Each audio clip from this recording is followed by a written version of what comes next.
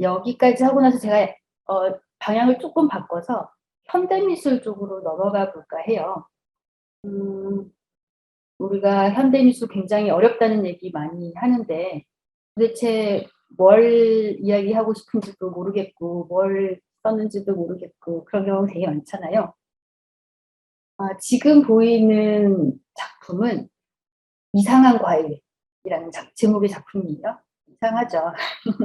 보시면 어 바나나, 오렌지, 자몽 뭐 이런 과일을 껍질만 남겼어요. 안에 있는 과육은 다 떼어 버리고 껍질만 남긴 후에 그 껍질을 다시 실로 꼬매서 모양은 원래 바나나처럼 원래 오렌지처럼 만듭니다. 그리고 이 과일들을 뭐 이렇게 바닥에 널어 놓을 수도 있고 미술관 창가에 놓을 수도 있고 여러 군데에 놓을 수 있다라고 이제 작가는 설명을 하고요.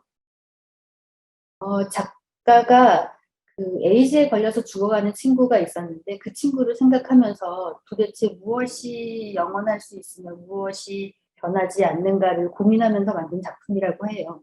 그래서 이 과정 자체를 관람객들이 와서 보고 느끼기를 바랐다고 합니다. 그러면 만약에 이 미술관에 일하고 있는 보존가라면 무엇을 보존을 해야 하는 걸까요? 이 과일이 썩어가는 과정을 사람들에게 보여주고 싶다고 했으니 보존가에 할 일은 없는 걸까요? 뭐 벌레가 오지 않도록 방충제 정도 뿌리는 것일까요? 사실 이 현대미술 부분의 보존은 제가 여러분들에게 답을 드릴 수 있는 건 굉장히 적고 오히려 같이 고민을 해 보는 질문을 던지는 게 더 많을 것 같기는 해요. 그래서 어 이럴 경우에 '우리는 어떤 걸 보존을 할 수 있을까?'라는 생각을 한번 해 보시면서 제가 다음 작품도 한번 보여 드릴게요. 이 사람은 데미안 허스트라고 하는 영국의 아주 유명한 작가입니다. 이 사람은 굉장히 기이한 작품들을 많이 하는 것으로 유명해요. 다이아몬드로 해골 모양 만든 작품이 가장 대표적으로 많이 알려져 있는 작품이고요. 피로 뭘 만들기도 하고요. 지금 이 사람 뒤에 보이는 작품은 상어를 포르말데하이드 용액에 넣었어요. 저희 개구리 표본을 하면 썩지 않도록 그 병 안에 딱 넣어 두듯이 수족관에다가 5% 포르말데히드를 채우고 그 안에다 상어를 집어넣습니다. 그리고 아주 거창한 제목의 그 작품 제목을 넣었죠. 그런데 이 작품이 만들어진 게 1991 년이었다고 하는데 몇 년 안 되어서 이제 그 상어의 일부분이 썩어 들어가기 시작했어요. 뭐 흔히 있을 수 있는 일이죠. 생물이 용액에 담겨져 있고 부패가 일어날 수가 있죠. 그런데 이제 이런 상황에서 보존을 하는 사람들은 큰일 난 거죠. 상어가 썩었으니 작품이 썩었으니 큰일이 나는 것이고 어떻게 하면 좋을지를 이제 작가와 상의를 하게 됩니다.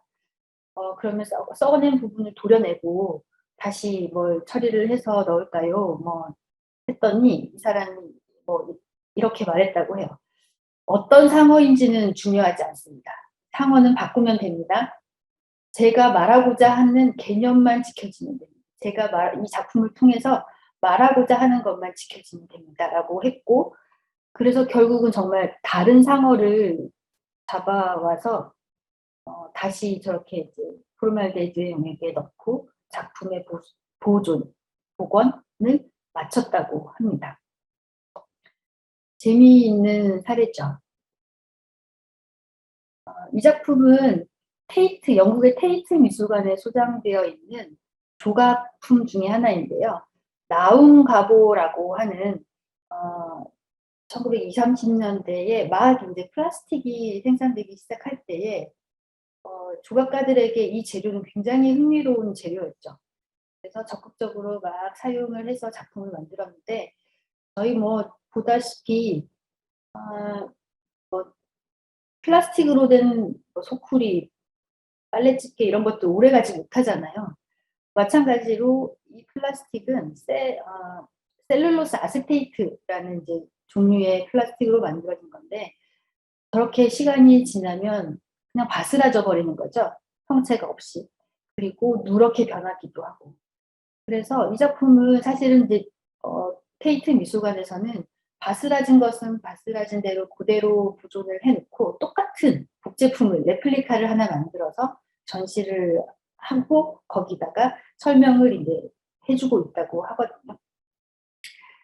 점점 지금의 현대미술 작가들이 사용하는 재료는 저희 상상을 초월하는 경우가 굉장히 많습니다. 이 작가도 제가 말씀을 드리고 싶은 작가 중 하나인데 마크 로스코라고 하는 예전에 우리나라에서도 전시를 한번 한 적이 있는 작가예요. 이 작품 앞에 서면 눈물이 하염없이 흐른다 뭐 이런 감동을 주는 작가라고 하는데 굉장히 단순한 평면의 작품을 만들어내죠. 이분은 유화 물감을 쓰지는 않았다고 하고요. 본인이 직접 마음에 드는 색깔의 안료를 구해와서 다가 뭐 계란 노른자, 아교라고 하는 동물의 가죽에서 얻는 그런 접착제를 섞기도 하고 해서 그림을 만들었다고 합니다. 그래서 표면이 굉장히 이 흡입력이 있는 표면이고요. 유화 작품은 기름이 마르면서 반들반들한 광택이 나는 반면에 이런 작품은 표면이 굉장히 흡습력이 있는 표면이죠.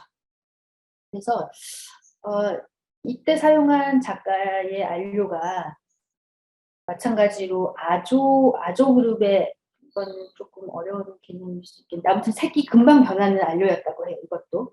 그래서 이 하버드 대학의 식당에다가 의뢰를 받아서 그림을 걸어 두었는데 식당에 햇빛이 되게 잘 들었다고 하더라고요. 그래서 몇 년이 지나지 않아서 이 보랏빛 약간 짙은 젓갈색 같은 저런 색이 변해버렸고요.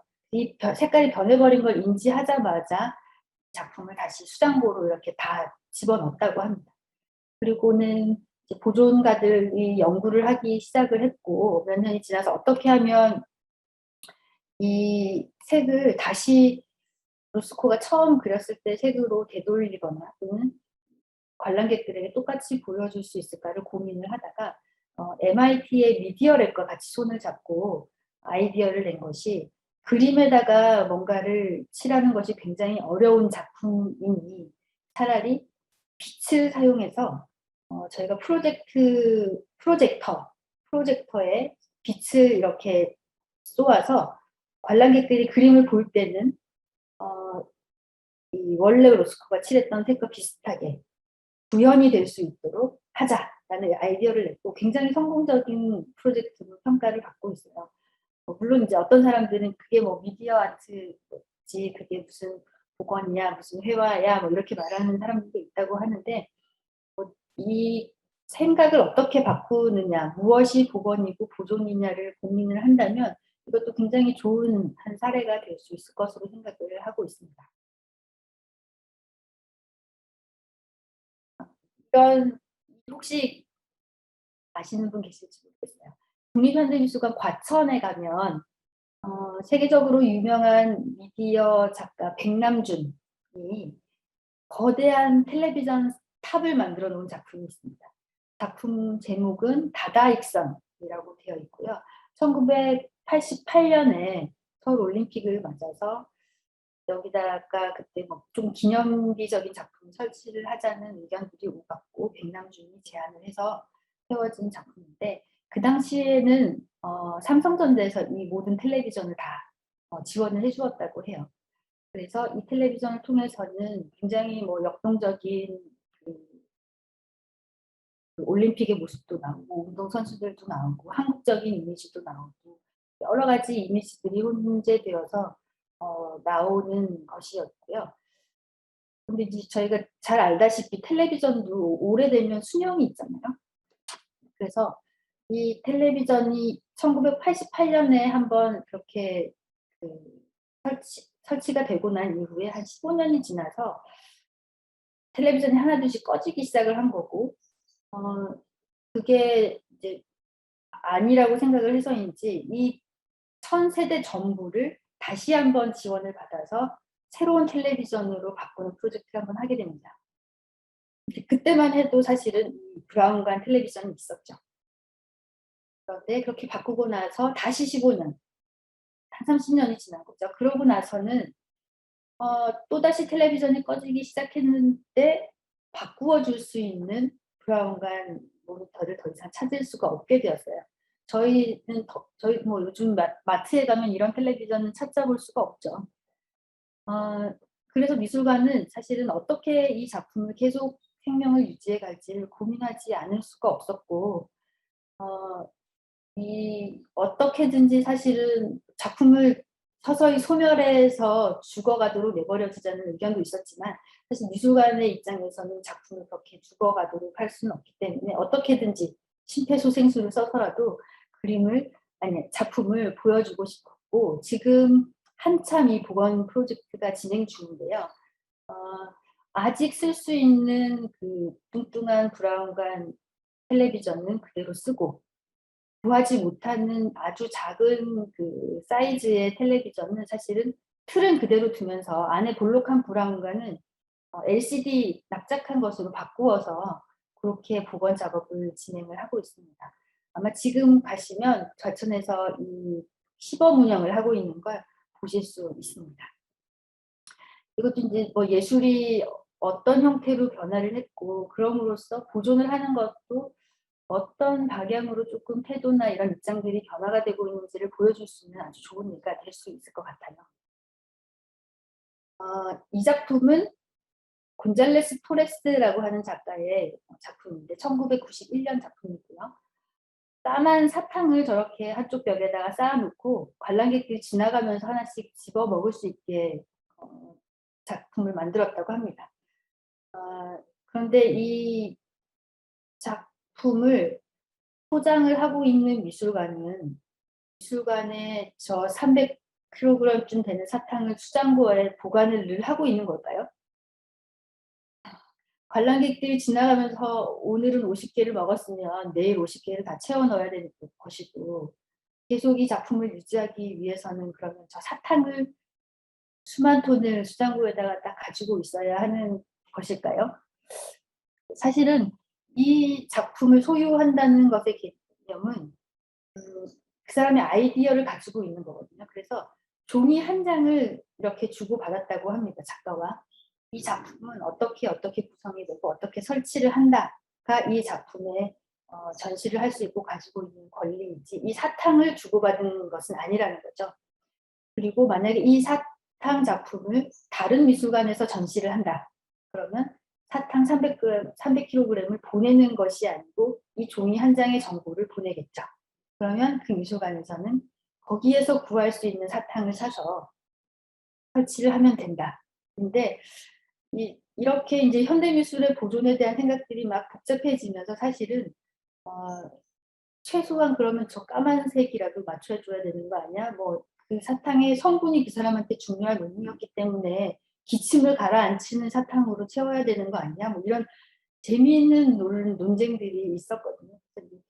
이런 작품의 예도 무엇을 소장하고 보여주고 지켜나가는 것인지에 대한 질문을 새롭게 던지고 있는 한 예가 되겠습니다.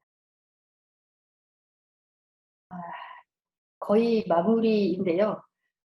저희 뭐 모나리자 작품은 구글링을 해보면 이미지가 얼마든지 뭐 많이 뜨죠. 고화질 이미지도 있을 테고 정보도 굉장히 많은데, 여전히 사람들이 비행기를 타고 저 그림을 보러 날아갑니다.